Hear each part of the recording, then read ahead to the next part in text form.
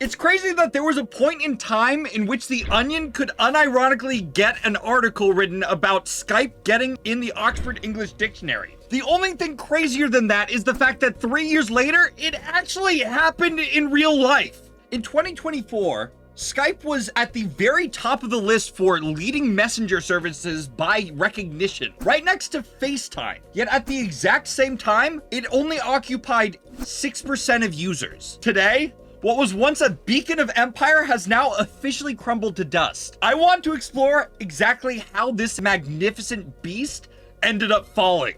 Meowdy Market Moguls, welcome to Meowkit Mayhem. I'm Zach, your resident Catboy consultant. Let's f***ing go! I'd like to say, I thought that this was going to be a video where I end up saying, oh my god, I can't believe they fumbled the bag this hard. But as I did more research, the more I realized this actually wasn't Skype's fault. A little bit on how phone calls work, all right? The way phones work is you call your friend, right? You're my friend, you live in my country. Usually that's packaged into your service, whatever that service happens to be. So like, if you buy a phone service, you're capable of calling anybody else for $0. And that's great. We love that that's the case. But of course, there is in fact infrastructure costs. It costs money for the service to actually send that call over. And it gets markedly more when you go overseas or over country borders, where they start charging you as much as $1 a minute. $1 a minute? Ew! Ew! We hate $1 a minute. We're not going to deal with that. To go and give you a little bit of context on how Skype was created, it started with this website called Kazaa, which was actually a download. It was made by 3 Estonian men who made this creation so that you could pirate music back in the early 2000s. They were in like the Napster group of like music piracy sites. And just to go on the slightest bit of a tangent, I'm not sure if you noticed that there's a big, bold no spyware cube right on the bottom corner there. It's boldly plastered there, which is almost as bold as the claim itself, because on Wikipedia for the website Kazaa, it has its own page dedicated just to the bundled malware. Spyware, adware, hijacker, adware, spyware, hijacker. That was all inside of the product, baked in.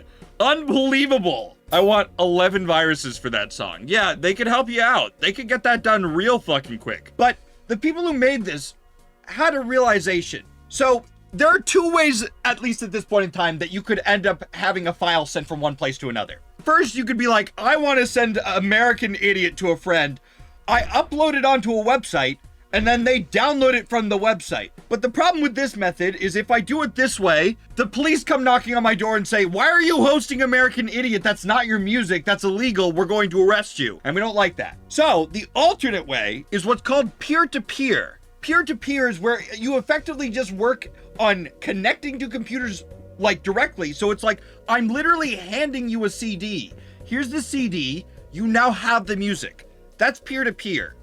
And they thought, what if we use this technology to then be able to connect 2 calls to completely set aside the infrastructure costs of having huge telephone lines running everywhere? They ended up coming up with this idea, and it was fucking huge for the time. Can you explain why cassettes went out of style next? Yeah, that's right after this presentation. They were the first ones to come up with the idea of just simply connecting 2 people. And it immediately fucking caught on fire. Within a single month, it had gotten 500,000 downloads, which, let me be clear about this. 500,000 downloads today, nothing.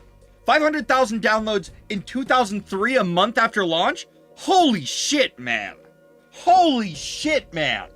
Like, that is unprecedented kind of a publicity for a platform that had no advertising. Despite being in beta still, after 3 months, it had already been downloaded 2.6 million times within 3 months. In 2004, the Federal Communication Commission chairman, Michael Powell, said, I knew it was over when I downloaded Skype. The world will change now inevitably.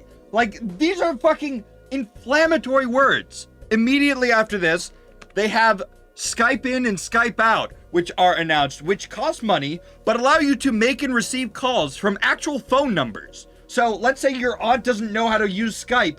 You can still call her even though she's in Russia for the same price from your computer.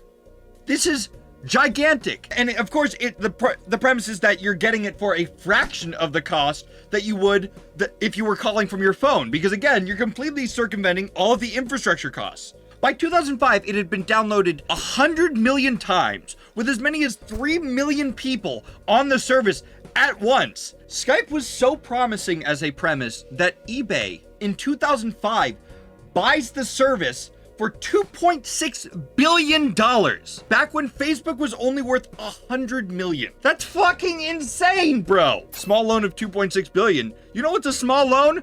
8.5 billion, which is what Microsoft ends up buying it for 6 years later.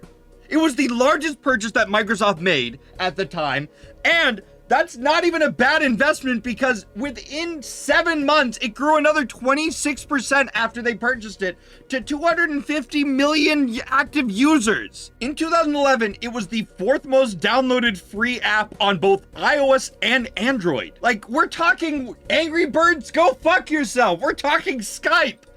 It's Skype! That's gonna sound terrible on the WAV file, I'm sorry. Sounds like a bad deal. Should have bought Facebook for 1/26 of the price. If only they knew, right? But yeah, this purchase makes it so that this graph could exist of the largest tech company's valuation in 2016, where Spotify and Skype are directly next to each other at the top of the list for Europe's greatest. This, Spotify now is worth like $165 billion, and Skype is worth, if you're keeping track at home, 0. It's worth nothing. I'd also like to remind you that only 3 years later than it bought Skype for 8.5 billion, it buys Minecraft for 2.5 billion, which is $100 million less than eBay bought Skype for, all the way back in 2005, a decade earlier. I know that it's kind of difficult to wrap your head around just how fucking big Skype was, so I'm gonna try to put this in perspective that you might be capable of understanding, because, like, how much money is that really? It is worth more in 2011 than all of Urban Outfitters, all of AMC Theaters, all of Krispy Kreme Donuts, all of Skype today, 0, and then another $1 billion just laying around. That's how much Skype was worth then. Workplaces should start using Discord. True! We need Discord kidding coworkers. Discord kidding. Discord kidding. Discord kidding. Ignore the ears. I don't want to hear about it. This is propagander. Yeah, you're gonna take a propagander. I love how you Americans compare the sizes of things in the most abstract way possible. Urban Outfitters alone is worth $6 billion. So I said at the top of the hour that I expected to be shitting on this company, like, how did you fumble the bag, bro? The more I did research, the more I realized it wasn't their fault, because the thing that made Skype so great is also the thing that ultimately made it so that Skype fell apart. It is phenomenal at identifying two people and having them connect through peer-to-peer. But when you start adding a third person, a fourth person, a fifth person, and upward, the bandwidth, synchronization, and call stability become more and more difficult to juggle because it relies on participants' devices. In 2010, it finally gets the ability for multiple people to be in a call, up to 5 people, but it struggles to do that because that's not what it's built for. It's built to connect 2 people together. When you have other people, the math is fucked. In 2019, it finally gets the ability to get up to 50 people in a call, but it's not scalable. It's not something that can scale infinitely.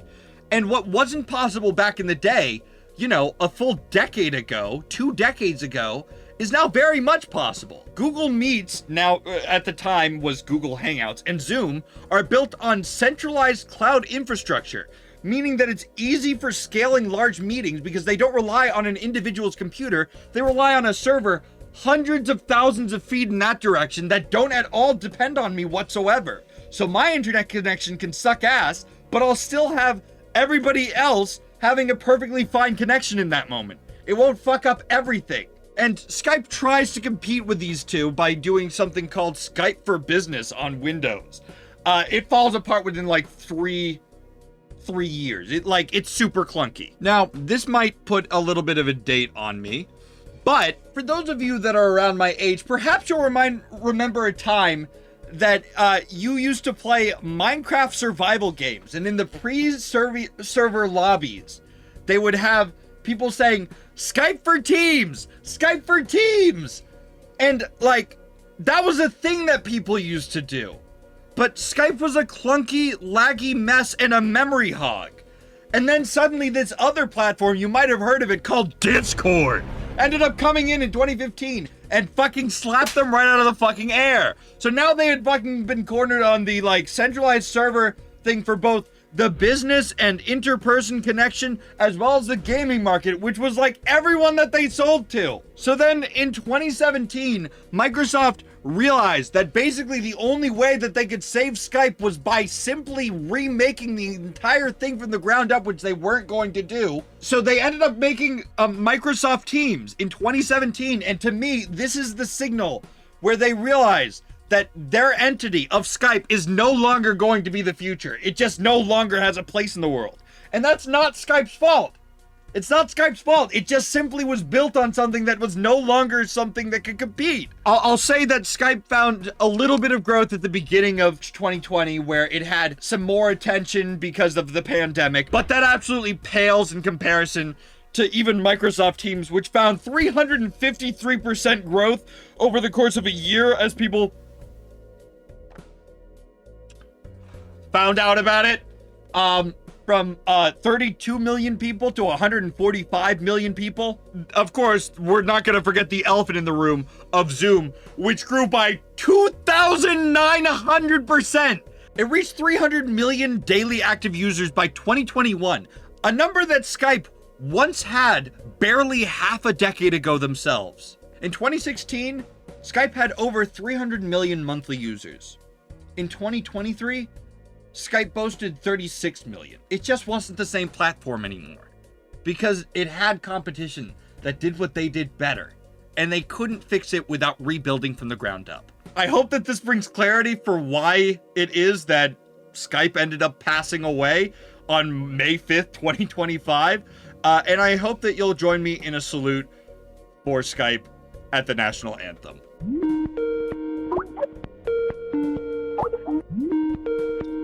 Thank you guys so much for watching. This was Meowkit Mayhem this week. I hope you enjoyed it. If you did, click all the likes and the follows and all that bullshit. I really do appreciate you sticking around and being here for me as I experiment with more of this stuff that I'm deeply passionate about. Go tell your father or your mother that you love them, and unless you don't, blood relations should never define you. All right. Peace.